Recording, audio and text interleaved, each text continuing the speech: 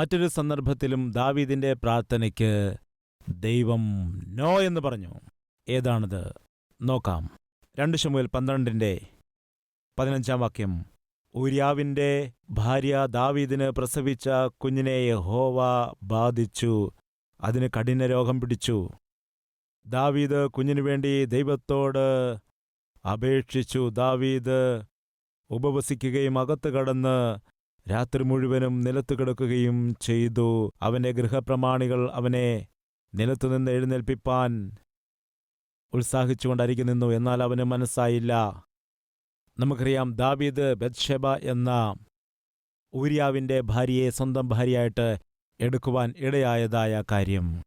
വാസ്തവത്തിൽ ദാവീദ് ദാരുണമായി ഇടയായി. അതിനെപ്പറ്റി കുറച്ചു കഴിഞ്ഞ് നമുക്ക് ചിന്തിക്കാം. ദാവീദ് തെറ്റ് ചെയ്യുന്നു. തന്മൂലം ബത്ശേബ ഗർഭം ധരിക്കുന്നു. താൻ ചെയ്തതായ പാപത്തിന്റെ ഫലമായ ശിക്ഷയായിട്ട് ഒരു വശത്ത് ദൈവം ദാവീദിനെ ശിക്ഷിക്കുന്നു, അതുപോലെ ആ കുഞ്ഞ് കഠിനരോഗം പിടിച്ച് കിടക്കയിലായിരിക്കുന്നു. അപ്പോൾ ദാവീദ് ദൈവത്തോട് പ്രാർത്ഥിച്ചു, ദൈവമേ, എൻ്റെ കുഞ്ഞ്, എൻ്റെ പൈതൽ രോഗം ബാധിച്ചിരിക്കുന്നു, രോഗം ഗുരുതരമായിരിക്കുന്നു, ദയവുചെയ്ത് എൻ്റെ കുഞ്ഞിനെ രക്ഷിക്കണമേ. മാതാപിതാക്കളെ സൂക്ഷിക്കുക. നിങ്ങൾ ചെയ്യുന്ന പാപപ്രവൃത്തികൾ കൊണ്ട് ദൈവത്തിനെതിരായിട്ട് നിങ്ങൾ ജീവിക്കുന്നത് കാരണമായി, നിങ്ങൾ അറിഞ്ഞുകൊണ്ട് ചെയ്യുന്ന തെറ്റുകൾ കാരണം നിങ്ങൾ അറിയാതെ തന്നെ നിങ്ങളുടെ മക്കൾക്ക് വലിയ കഷ്ടവും നഷ്ടവും വരുത്തിവെക്കുന്നവരാണ്. അപ്പോൾ നിങ്ങൾ ചോദിച്ചേക്കാം, ഞാൻ ചെയ്ത തെറ്റിന് പകരമായിട്ട് എന്തിനാണ് എൻ്റെ കുഞ്ഞുങ്ങൾ ശിക്ഷ അനുഭവിക്കേണ്ടത്? ഉദാഹരണത്തിന്, നീ ഒരു മദ്യപാനിയാണെന്നിരിക്കട്ടെ. അധ്വാനിച്ച് കിട്ടുന്നൊക്കെയും കുടിക്കുന്നു. അതുകൊണ്ട് നിന്റെ ആരോഗ്യം നന്നാവുകയാണോ നശിക്കുകയാണോ? നശിക്കുകയാണ്. നീ അധ്വാനിച്ചുണ്ടാക്കുന്നതായ 20,000 ആകട്ടെ 30,000 ആകട്ടെ, അത് മദ്യപാനത്തിന് വേണ്ടിയോ അല്ലെങ്കിൽ ദുശീലങ്ങൾക്ക് വേണ്ടിയോ ചെലവഴിക്കുന്നു. അപ്പോൾ നിങ്ങളുടെ കുട്ടികളുടെ ഭാവി എന്താകും? അവരുടെ വിദ്യാഭ്യാസത്തിൻ്റെ കാര്യമെന്താകും? നിന്റെ ഭാര്യയുടെ കാര്യമെന്താകും? നീ മദ്യപാനയായിട്ട് ചീത്ത കൂട്ടുകെട്ടുകളിൽപ്പെട്ട് ചീട്ട് കളിച്ച് പണമെല്ലാം ചിലവഴിച്ച് കുഞ്ഞുങ്ങളുടെ കാര്യം നോക്കാതിരുന്നാൽ അവരുടെ ആരോഗ്യം ക്ഷയിക്കില്ലേ? സ്കൂളിൽ അവരുടെ ഫീസ് കൊടുക്കാതിരിക്കുകയാണെങ്കിൽ അവരുടെ പഠനം തകർന്നു പോകില്ലേ? മദ്യപാനിയാകൊണ്ട് നിന്റെ കുട്ടികൾക്ക് നല്ല വിദ്യാഭ്യാസം കിട്ടുന്നില്ല. അവരുടെ വിദ്യാഭ്യാസം നശിക്കാൻ കാരണമെന്താണ്? നിന്റെ മദ്യപാനമല്ലേ? അവർക്ക് നല്ല ഭാവി ഉണ്ടാകാതിരിക്കാൻ കാരണമെന്താണ്? നിന്റെ മദ്യപാനം കൊണ്ടല്ലേ? ഈ ദിവസം അവർ പഠിക്കാതെ ജോലിയില്ലാതെ വീട്ടിൽ തന്നെ കുത്തിയിരിക്കുന്നതിന്റെ കാരണമെന്താണ്? നിന്റെ മദ്യപാനം കൊണ്ടല്ലേ? നീ മദ്യപിക്കുന്ന സമയത്ത് എന്തുകൊണ്ടാണ് നിന്റെ കുട്ടികൾ സഫറായിക്കൊണ്ടിരിക്കുന്നത് എന്നതിപ്പോൾ മനസ്സിലായോ? മാതാപിതാക്കളായിരിക്കുന്ന നിങ്ങൾ ചെയ്യുന്ന തെറ്റുകൾ, നിന്നിൽ ആശ്രയിച്ച് ജീവിക്കുന്ന നിന്റെ മക്കൾ അതിൻ്റെ ശിക്ഷ അനുഭവിക്കാനിടയാകുന്നു. ദാവീദ് ചെയ്ത തെറ്റു കാരണം ദാവീദ് ശിക്ഷ അനുഭവിക്കുകയാണ്. എന്താണ്? മകനെ നഷ്ടപ്പെടുന്നത് ശിക്ഷയല്ലേ? മകൾ നഷ്ടപ്പെട്ടു പോകുന്നത് ശിക്ഷയല്ലേ? ആരോഗ്യം നശിക്കുന്നത് ശിക്ഷയല്ലേ? ജോലി ഇല്ലാതെ പോകുന്നത് ശിക്ഷയല്ലേ? സാമ്പത്തിക തകർച്ചയുണ്ടാകുന്നത് ശിക്ഷയല്ലേ? ഒരു നിമിഷം ആലോചിക്കുക. അന്ന് ദാവീദ് ദൈവസന്നിധിയിൽ വീണുകിടന്ന് കരയാനിടയായി. ദൈവം നോ നോ എന്ന് പറയാനിടയായി.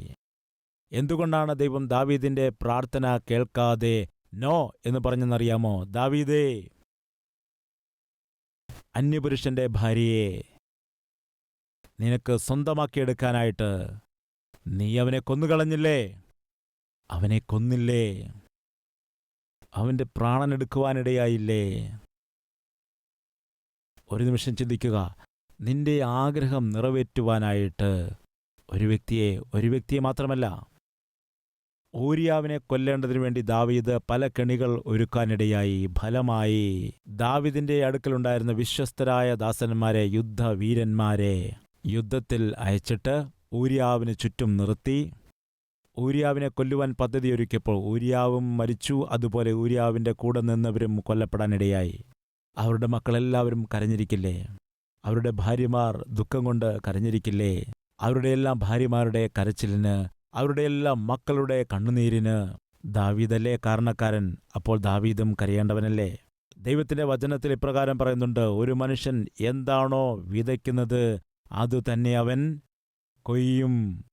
ഇപ്പോൾ ദാവീദ് കൊയ്യുകയാണ്. മൂന്നാമത്തെ കാര്യം, ആവർത്തന പുസ്തകം 3-ാം അധ്യായം 25-ാമത്തെ വാക്യം. ഞാൻ കടന്നു ചെന്ന് യോർദാൻ അക്കരെയുള്ള നല്ല ദേശവും മനോഹരമായ പർവ്വതവും ലെബാനോനും ഒന്ന് കണ്ടുകൊള്ളട്ടെ എന്ന് പറഞ്ഞു.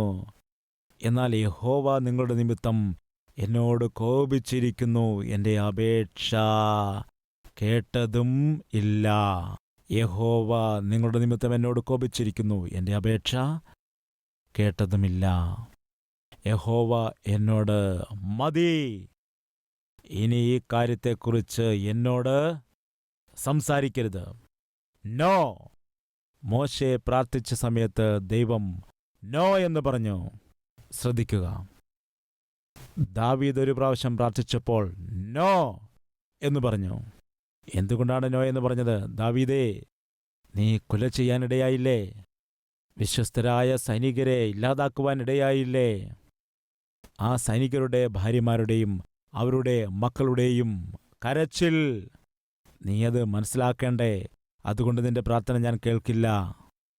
നിശ്ചയമായും ഞാൻ നിന്നെ ശിക്ഷിക്കും. ദൈവം ശിക്ഷിച്ചു. ഇവിടെ എന്താണ് സംഭവിക്കുന്നത്? മോശെ 40 വർഷക്കാലം ഇസ്രായേൽ ജനത്തെ മരുഭൂമിയിൽ കൂടി നടത്തിക്കൊണ്ട് ദൈവത്തിൻ്റെ മഹാശക്തിയെ കാണിക്കുവാൻ ഇടയായി. തനിക്കുള്ള ഒരേയൊരു ആഗ്രഹം എന്താണെന്ന് വെച്ചാൽ, ദൈവം ജനത്തിനു വേണ്ടി ഒരു ദേശത്തെ ഒരുക്കി വച്ചിരിക്കുകയാണ്, ഒരു വാഗ്ദത്ത ദേശം. അവിടേക്ക് ജനത്തെ നടത്തിക്കൊണ്ട് പോകണം. അവരെ കൊണ്ടുപോകാനുള്ള വലിയ ഭാഗ്യം ദൈവം തനിക്ക് തന്നിരിക്കുന്നു. വളരെ സന്തോഷത്തോടെ, വളരെ ക്ഷമയോടുകൂടി അവർ പലപ്പോഴും പെറുപെറുത്തിട്ടും അസഹ്യപ്പെടുത്തിയിട്ടും അതെല്ലാം സഹിച്ച് മുൻപോട്ട് നടത്തിക്കൊണ്ടുപോകുന്ന സമയം മരുഭൂമിയിൽ വെച്ച് അവർ ദാഹിച്ചു. അവർക്ക് വെള്ളം ആവശ്യമായി വന്നു. മോശയ്ക്കെതിരായിട്ട് ജനം സംസാരിച്ചു, പ്രവർത്തിച്ചു, വേദനിപ്പിച്ചു. മോശ ദൈവസന്നിധിയിൽ വന്നിട്ട്, ദൈവമേ, മരുഭൂമിയിൽ ഇവർ വെള്ളമില്ല എന്ന് പറഞ്ഞുകൊണ്ട് എനിക്കെതിരായിട്ട് സംസാരിക്കുകയാണ്, എന്താണ് ചെയ്യേണ്ടത്? ദൈവം പറഞ്ഞു, മോശേ, നിന്റെ കയ്യിലിരിക്കുന്ന വടി കൊണ്ടുപോകാം. നിന്റെ മുൻപിൽ കാണുന്നതായ പാറയോട് നീ കൽപ്പിക്കുക. എന്താണ് പറഞ്ഞത്? കൽപ്പിക്കുക എന്ന് പറഞ്ഞു. ദൈവം കൽപ്പിക്കാൻ പറഞ്ഞപ്പോൾ എന്തു സംഭവിച്ചു? നമുക്ക് നോക്കാം. സംഖ്യാപുസ്തകം 20-ാം അധ്യായം 7-ാം വാക്യം. യഹോവ മോശയോട്, നിന്റെ വടിയെടുത്തുകൊണ്ട് നീയും സഹോദരനായ അഹരോനും സഭയെ വിളിച്ചുകൂട്ടി അവർ കാൺകെ പാറയോട് കൽപ്പിക്കുക, എന്നാൽ അത് വെള്ളം തരും. എന്താണ് ഇവിടെ പറയുന്നത്? പാറയോട് കൽപ്പിക്കുക, വെള്ളം ലഭിക്കും. അതാണ് ദൈവം പറഞ്ഞത്. ദൈവജനത ശ്രദ്ധിക്കണം, മോശയ്ക്ക് ഒരു വീക്ക്നെസ് ഉണ്ട്. ആ വീക്ക്നെസ് എന്താണെന്ന് വെച്ചാൽ ഒരു മുൻകോപിയാണ്. അത് നമുക്ക് എങ്ങനെ മനസ്സിലാക്കാനായിട്ട് കഴിയുന്നു? പുറപ്പാട് പുസ്തകം 2-ാം അധ്യായം നിങ്ങൾ നോക്കുകയാണെങ്കിൽ, 40 വയസ്സുവരെ താൻ മിസ്രൈമിൽ ആയിരുന്നുകൊണ്ട് സകല വിദ്യകളും പഠിച്ചതിനു ശേഷം ഫറവോന്റെ കൊച്ചുമകനായി വിളിക്കപ്പെട്ടതിനു ശേഷം താമസിയാതെ തന്നെ മിസ്രൈം രാജ്യത്തെ തന്നെ ഭരിക്കാൻ പോകുന്ന നേതൃത്വത്തിലേക്ക് കടന്നുവരാൻ പോകുന്നു എന്ന വിഷയം മനസ്സിലാക്കിയതിനു ശേഷം തന്റെ ജനമായിരിക്കുന്ന ഇസ്രായേലിയർ എങ്ങനെയായിരിക്കുന്നു എന്നറിയേണ്ടതിനു വേണ്ടി പോയപ്പോൾ ഒരു എബ്രായനെ ഒരു മിസ്രൈമ്യൻ അടിക്കുന്നത് കണ്ടു. മോശയ്ക്ക് കോപമുണ്ടായി. എന്താണ്, ഞങ്ങളുടെ എബ്രായനെ നീ അടിക്കുമോ എന്ന് പറഞ്ഞുകൊണ്ട് അവനെ ഒറ്റയടിക്ക് കൊന്നു. കൊല്ലുക മാത്രമല്ല, മണലിൽ കുഴിച്ചിട്ടു. താൻ വിചാരിച്ചത് എന്താണെന്ന് വെച്ചാൽ, അങ്ങോട്ടൊന്ന് നോക്കി ഇങ്ങോട്ടൊന്ന് നോക്കി, ആരും കാണുന്നില്ല, അവനെ കൊല്ലുകയും കുഴിച്ചു മൂടുകയും ചെയ്തു. എന്നാൽ അടുത്ത ദിവസം തന്നെ ഈ വിഷയം പുറത്തറിഞ്ഞു. ഏതു വിഷയമാണ് പുറത്തറിഞ്ഞത്? പറയുക. മോശയെ കൊല ചെയ്തു എന്നുള്ള വിഷയം പുറത്തറിഞ്ഞു. ഫലമായി മോശെ അവിടെ നിന്നും ഓടിപ്പോവുകയാണ്. 40 സംവത്സരങ്ങൾ മോശയ്ക്ക് മരുഭൂമിയിൽ തന്നെ ആടുകളെ മേയിച്ചുകൊണ്ട് കഴിയേണ്ടി വന്നു. തന്റെ മുൻകോപം കാരണം തന്റെ മാതാപിതാക്കളെ വിട്ടകന്നു പോകേണ്ടി വന്നു. തന്റെ സ്വന്തക്കാരെ വിട്ടകന്നു പോകേണ്ടി വന്നു. അവസാനം ഒരു അനാഥനെപ്പോലെ മരുഭൂമിയിൽ ആടുകളെ മേയിച്ചുകൊണ്ട് 40 സംവത്സരം കഴിയേണ്ടി വന്നു. നമ്മുടെ കോപമാണ് നമ്മുടെ ശത്രു എന്ന് നമ്മുടെ പിതാക്കന്മാർ പറഞ്ഞിട്ടുണ്ട്. കോപം വിട്ടുകളയുക, ക്രോധം ഉപേക്ഷിക്കുക, ഇതാണ് വചനം പറയുന്നത്. മോശയ്ക്ക് തന്റെ ജീവിതത്തിലുണ്ടായിരുന്നതായ ഒരു ബലഹീനതയായിരുന്നു മുൻകോപം. ആ കോപത്തെയൊന്ന് മാറ്റുവാനായിട്ട് ദൈവത്തിന് 40 വർഷം കാത്തിരിക്കേണ്ടി വന്നു. അതിനുശേഷം എന്താണ് ബൈബിളിൽ പറയുന്നത്? ഭൂമിയിൽ വെച്ച് ഏറ്റവും സൗമ്യനായ മനുഷ്യൻ മോശയാകുന്നു. വളരെ ശാന്ത സ്വഭാവം ഉള്ളവൻ, ശാന്തനായവൻ. അത്രയ്ക്ക് മാറ്റമുണ്ടായി. എന്നാൽ ഇസ്രായേൽ ജനം എങ്ങനെയുള്ളവരാണെന്നറിയാമോ? എത്ര സൗമ്യനായ ശാന്തനായ മനുഷ്യനാണെങ്കിലും അവനെയും കോപിപ്പിക്കുന്നതായ മൂഢന്മാരാണിവർ. ചില സഹോദരന്മാരുണ്ട്, വളരെ ശാന്തമായിട്ട് സൗമ്യതയോടുകൂടി പെരുമാറുന്നവരാണെങ്കിലും നിങ്ങളെയും കോപിപ്പിക്കുന്നവരായ പറയൂ, അതാണ് മൂഢന്മാരായ ഭർത്താക്കന്മാർ. ശരിയല്ലേ സഹോദരന്മാരെ? നിങ്ങൾ എത്ര നല്ലവരാണെങ്കിലും, എത്ര ശാന്ത സ്വഭാവമുള്ള, എത്ര സൗമ്യതയുള്ളവരാണെങ്കിലും ശരി, എങ്ങനെയെങ്കിലും നിങ്ങളുടെ സ്വസ്ഥത കെടുത്തിയിട്ടല്ലാതെ അവർ ശാന്തമായിരിക്കില്ല. ഇങ്ങനെ ഒരു പഴഞ്ചൊല്ലുണ്ട്. എന്താണെന്ന് വെച്ചാൽ, കിടന്നുറങ്ങിയ കഴുതിയെ എഴുന്നേൽപ്പിച്ച് അതിൻ്റെ ചവിട്ടുകൊണ്ടു. ചില ഭാര്യമാർക്ക് ഇതിന് നല്ല ടാലൻ്റാണ് കേട്ടോ. ഭർത്താവ് കിടന്നുറങ്ങിയായിരിക്കും, എഴുന്നേൽപ്പിക്കും, തട്ടി എഴുന്നേൽപ്പിക്കും. എഴുന്നേറ്റിട്ട് ഒരു അടി കൊടുക്കുന്നവരെയും ശല്യം ചെയ്തുകൊണ്ടേയിരിക്കും. അതിന് പ്രത്യേക കഴിവാണ്. എന്താണ്? എങ്കിലേ തൃപ്തിയാകൂ, ഒരു ദിവസം ഒരടിയെങ്കിലും കിട്ടണം. അത് നല്ല സ്വഭാവമല്ല. പറഞ്ഞു വന്നത് എന്താണെന്ന് വെച്ചാൽ, മോശ എത്ര സൗമ്യനാണെങ്കിലും ശരി, ആ സൗമ്യതയുള്ള മോശയെ സ്വസ്ഥത കെടുത്തി, അവനെ കോപിപ്പിച്ച്. അതുകൊണ്ടാണ് നേരത്തെ നിങ്ങൾ കാരണമാണ്. നിങ്ങൾ കാരണം ദൈവം എന്നോട് കോപിച്ചു. അതാണ് പറഞ്ഞ കാരണം. എന്ത് സംഭവിച്ചു? 20-ാം അധ്യായം 1 മുതൽ വായിച്ചാൽ നിങ്ങൾക്ക് മനസ്സിലാക്കാൻ കഴിയും എത്രമാത്രം സ്വസ്ഥത കെടുത്തിയെന്ന്. അവൻ്റെ സ്വസ്ഥത കെട്ടിട്ട് കോപം വർദ്ധിച്ചിട്ട് ദൈവത്തോട് ചെന്ന് പറയുകയാണ്, എന്താണ് ദൈവമേ, ഈ ജനം എന്നെ ശല്യം ചെയ്തുകൊണ്ടിരിക്കുകയാണ്, വെള്ളം വേണമെന്ന് പറയുന്നു. നീ ചെന്ന് ആ പാറയോട് കൽപ്പിക്കുക എന്ന് പറഞ്ഞു. എന്താണ് ചെയ്തത് നോക്കാം. 10-ാമത്തെ വാക്യം. തന്നോട് കൽപ്പിച്ചതുപോലെ മോശെ യഹോവയുടെ സന്നിധിയിൽ നിന്ന് വടിയെടുത്തു. മോശയും അഹരോനും പാറയുടെ അടുക്കൽ സഭയെ വിളിച്ചുകൂട്ടി അവരോട്, മത്സരികളെ കേൾപ്പീൻ, ഈ പാറയിൽ നിന്ന് ഞങ്ങൾ നിങ്ങൾക്ക് വേണ്ടി വെള്ളം പുറപ്പെടുവിക്കുമോ എന്ന് പറഞ്ഞു. എന്നിട്ട് മോശെ കൈ ഉയർത്തി വടികൊണ്ട് പാറയെ 2 പ്രാവശ്യം അടിച്ചു. എന്താണ് ചെയ്തത്? കോപം കൊണ്ട് എന്തു ചെയ്തു? പാറയെ അടിച്ചു. ദൈവം എന്താണ് പറഞ്ഞത്? പാറയോട് കൽപ്പിക്കാൻ പറഞ്ഞു.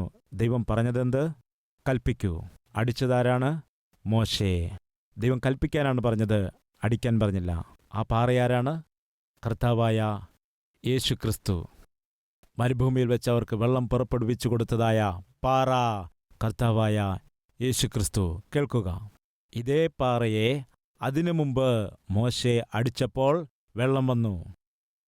വീണ്ടും അതേ പാറയിൽ നിന്ന് വെള്ളം പുറപ്പെടേണ്ടി വന്നപ്പോൾ ദൈവം എന്ത് പറഞ്ഞ്? അടിക്കാൻ പറഞ്ഞില്ല. എന്താണ് പറഞ്ഞത്? കൽപ്പിക്കുക. 1 പ്രാവശ്യം അടിച്ചു, മതി. ഇനിയും ആ പാറയെ അടിക്കേണ്ടതായ കാര്യം ഇല്ല. എന്തു ചെയ്യണം? കൽപ്പിക്കുക. 1 പ്രാവശ്യം ജനം യേശുക്രിസ്തുവിനെ ക്രൂശിൽ തറച്ചു, മുറിവേൽപ്പിച്ചു. അത് മതി. വീണ്ടും വീണ്ടും മുറിവേൽപ്പിക്കുകയാണെങ്കിൽ ദൈവം അത് അനുവദിക്കില്ല. മനസ്സിലാകുന്നുണ്ടോ? എബ്രായർക്കെഴുതിയ ലേഖനം 6-ാം അധ്യായം 5-ാം വാക്യം. ദൈവത്തിന്റെ വചനവും വരുവാനുള്ള ലോകത്തിന്റെ ശക്തിയും ആസ്വദിക്കുകയും ചെയ്തവൻ പിന്മാറിപ്പോവുകയാണെങ്കിൽ തങ്ങൾക്കു തന്നെ ദൈവപുത്രനെ വീണ്ടും ക്രൂശിക്കുന്നവരും അവന് ലോകാപവാദം വരുത്തുന്നവരും ആകൊണ്ട്. എന്താണ്? നിങ്ങൾക്ക് മനസ്സിലാകുന്നുണ്ടോ? 1 പ്രാവശ്യം അവനെ ക്രൂശീകരിച്ചു. നിനക്ക് വേണ്ടി അവൻ ക്രൂശിൽ മരിച്ചതുകൊണ്ട്, നിനക്ക് വേണ്ടി രക്തം ഒഴുകിയതുകൊണ്ട്, രക്തത്താൽ നീ കഴുകപ്പെട്ടവനാകുന്നുവെങ്കിൽ നീ മാനസാന്തരപ്പെട്ടു, രക്ഷിക്കപ്പെട്ടിരിക്കുന്നു. ഇനിയും അവനെ ക്രൂശീകരിക്കുവാൻ പാടില്ല. അവനോട് സംസാരിക്കണം. അവനോട് സംസാരിച്ചാൽ മതി, നിന്റെ ആവശ്യങ്ങൾ അവൻ നിറവേറ്റിത്തരും. അവനോട് സംസാരിച്ചാൽ മതി, അവൻ നിന്നോട് ക്ഷമിക്കും. അവനോട് സംസാരിച്ചാൽ മതി, അവൻ നിന്നോട് കരുണ കാണിക്കും. നിന്റെ സകല ആവശ്യങ്ങളെ നിറവേറ്റും. എന്നാൽ നീ വീണ്ടും തെറ്റ് ചെയ്തുകൊണ്ട്, വീണ്ടും പാപം ചെയ്തുകൊണ്ട്, വീണ്ടും പിന്മാറ്റത്തിൽ പോയി നായ തന്റെ വിസർജ്യത്തിലേക്ക് തിരിയുന്നതുപോലെ നീ വിട്ടുകളഞ്ഞതായ പാപപ്രവർത്തികൾ വീണ്ടും ചെയ്യുകയാണെങ്കിൽ, വേദപുസ്തകത്തിൽ പറയുന്നു, വീണ്ടും യേശുവിനെ നീ ക്രൂശീകരിക്കുകയാണ്, അവനെ നീ മുറിവേൽപ്പിക്കുകയാണ്. അങ്ങനെ വീണ്ടും അവനെ ക്രൂശീകരിക്കുന്ന ആളുകൾ, അവരെ മാനസാന്തരത്തിലേക്ക് നടത്തുവാൻ കഴിയില്ല. 1 പ്രാവശ്യം പാറയെ അടിച്ചു, വെള്ളം കിട്ടി. മോശേ, വീണ്ടും പോവുകയാണല്ലോ, അടിക്കേണ്ട, കൽപ്പിക്കുക, വെള്ളം കിട്ടും. കൽപ്പിക്കാൻ പറഞ്ഞപ്പോൾ മോശെ എന്തു ചെയ്തു? അടിക്കാനിടയായി. എന്തുകൊണ്ടാണ് അടിച്ചത്? ഇവർ കോപിപ്പിച്ചതുകൊണ്ട്. മോശയെ കോപിപ്പിച്ച സമയത്ത് മത്സരികളെ എന്ന് വിളിച്ച് കോപത്തോടുകൂടി ദൈവത്തിന്റെ ഇഷ്ടത്തിനെതിരായിട്ട് പ്രവർത്തിച്ചു. ദയവിച്ചത് കേൾക്കുക, കോപം ഒരിക്കലും നിന്റെ ജീവിതത്തിൽ ദൈവത്തിന്റെ ഹിതം നിറവേറ്റുക ഇല്ല. ഭർത്താവാകട്ടെ, ഭാര്യയാകട്ടെ, സഹോദര കേൾക്കണം, നീ നല്ല ആത്മീയനായിരിക്കാം, നിന്റെ ഭാര്യ ഒരു ക്രൂരയായിരിക്കാം. ആ ക്രൂരതയുള്ള ഭാര്യയെ ഉപയോഗിച്ചുകൊണ്ട് പിശാച് എന്തു ചെയ്യുമെന്നറിയാമോ? ആത്മീയനായിരിക്കുന്ന നിന്റെ ആത്മീയതയെ ഇല്ലാതെയാക്കാനായി ശ്രമിക്കും. ഇപ്പോൾ നിന്റെ ആത്മീയതയെ നീ നശിപ്പിക്കുകയാണെന്നിരിക്കട്ടെ. കർത്താവിനോട്, കർത്താവ് എൻ്റെ ഭാര്യയുടെ സ്വഭാവം കാരണമാണ് എൻ്റെ ആത്മീയത നശിപ്പിച്ചത് എന്ന് പറഞ്ഞെന്നിരിക്കട്ടെ. പൊയ്ക്കോളൂ എന്ന് പറയും. അതുപോലെ സഹോദരിമാരെ, നിങ്ങൾ വളരെ നല്ലവരാണ്, നിങ്ങളുടെ ഭർത്താവ് നല്ലവനായിരിക്കില്ല. ഇഷ്ടമുള്ളതുപോലെയൊക്കെ സംസാരിക്കും. എന്നാൽ നിങ്ങളുടെ ഭർത്താവ് ഇഷ്ടമുള്ളതുപോലെ സംസാരിക്കുന്നു, ദേഷ്യം വന്നു, ഇഷ്ടമുള്ളതുപോലെയൊക്കെ വിളിച്ചു പറയുന്നെന്ന് പറഞ്ഞുകൊണ്ട് നീയും അതേ രീതിയിൽ തന്നെ പ്രതികരിച്ചാൽ നിന്റെ ആത്മീയത നഷ്ടപ്പെട്ടു പോകും. അവരെന്തോ വായിൽ തോന്നുന്നത് വിളിച്ചു പറഞ്ഞതുകൊണ്ട് മോശ ഇപ്പോൾ അത് കേട്ട് കോപിച്ച് മത്സരികളെ എന്ന് വിളിച്ചു പറഞ്ഞുകൊണ്ട് ദൈവത്തിന്റെ ഇഷ്ടത്തിനെതിരായി പ്രവർത്തിച്ചു. എന്താണ് മോശയ്ക്ക് നഷ്ടമായത്? വാഗ്ദത്ത ദേശത്തിൽ പോകാനുള്ള അവസരത്തെ നഷ്ടമാകാനിടയായി. മനസ്സിലാകുന്നുണ്ടോ? നമ്മുടെ ജീവിതത്തിൽ ഒരിക്കലും കോപം നല്ല കാര്യങ്ങൾ ചെയ്യില്ല. മോശയ്ക്ക് വാഗ്ദത്ത ദേശത്തേക്ക് പ്രവേശിക്കുവാൻ കഴിഞ്ഞില്ല. പിന്നെ പ്രാർത്ഥിക്കുകയാണ്, കർത്താവേ, കർത്താവേ, ഒരു നിമിഷം കർത്താവേ. എന്താണ്? പറയൂ. വാഗ്ദത്ത ദേശത്തിലേക്ക് ഞാനും കൂടെ വരട്ടെ. നോ, നടക്കില്ല.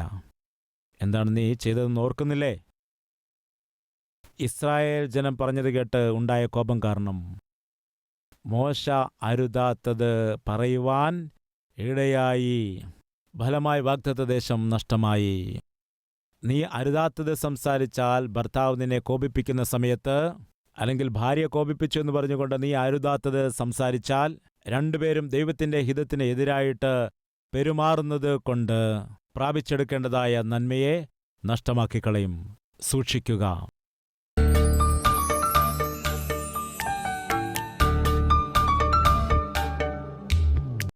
മഹാപരിശുദ്ധനായ സ്നേഹവാനായ പിതാവേ, ഈ വചനത്തിൽ കൂടി വളരെ വ്യക്തമായി സ്പഷ്ടമായി ഞങ്ങളോട് നീ സംസാരിച്ചുവല്ലോ. മോശ പ്രവർത്തിച്ച് അരുതാത്ത കാര്യം ചെയ്തതുകൊണ്ട് തന്റെ പ്രാർത്ഥനയ്ക്ക് മറുപടി ലഭിച്ചില്ല. ഇന്ന് നീ ഞങ്ങളോട് വ്യക്തമായി സംസാരിച്ചല്ലോ, വളരെ ലളിതമായി സംസാരിച്ചല്ലോ. കർത്താവേ, അതുകൊണ്ട് ഞങ്ങൾ ഓരോരുത്തരെയും നിന്റെ കരങ്ങളിലേക്ക് സമർപ്പിച്ചു തരികയാണ്.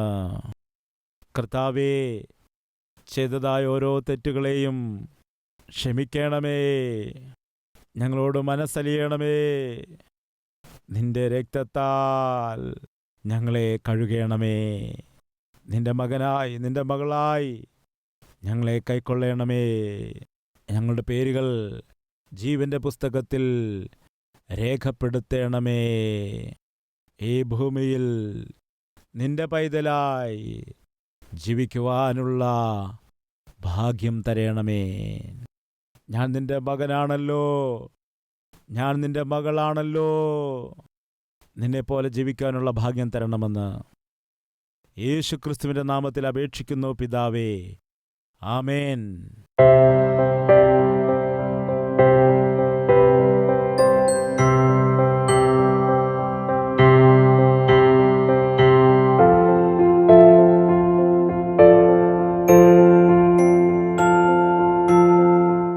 Address Calvary, Post Box number 30, Kukatpalli, Hyderabad 72.